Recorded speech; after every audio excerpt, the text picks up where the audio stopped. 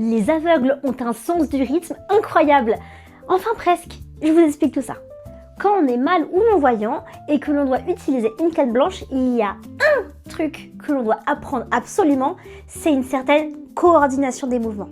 Et oui, on n'est pas là à secouer la canne devant nous à tout hasard en fait. La méthode de base qu'on appelle le balayage se décompose ainsi. On va avancer un pied, mais pendant que ce pied-là avance, on va balayer la canne sur l'autre côté pour vérifier qu'il n'y a pas de danger. Comme il n'y a pas de danger, on n'a rien rencontré, on va faire rebalayer la canne de l'autre côté pour vérifier pour l'autre pied et en même temps, on va avancer l'autre pied. En fait, le but du balayage, c'est vraiment de vérifier qu'il n'y a pas d'obstacle devant. Ça, c'est la base des bases. Sans ça, on ne peut pas se servir d'une canne blanche, du moins de manière efficace.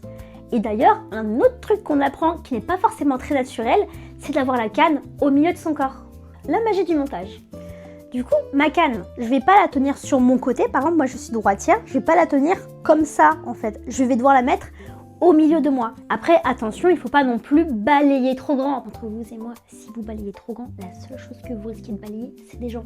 Une fois qu'on a la base des bases, on peut apprendre d'autres petites choses. Maintenant, imaginons qu'on est sur un sol assez graveleux ou même sur du sable, un sol où c'est pas pratique de faire rouler la canne. Dans ce cas, on va utiliser une autre technique qui s'appelle le deux temps. C'est la même chose que le balayage, sauf que là, le point de contact avec le sol, ce n'est pas constamment, mais juste aux deux extrémités.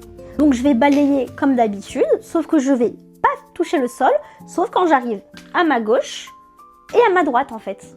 Ok, c'est bien gentil, maintenant on sait marcher avec une canne blanche. Mais comment on fait quand il y a des escaliers par exemple? C'est une bonne question. Et on verra ça la prochaine fois. Mais enfin voilà, vous avez l'explication de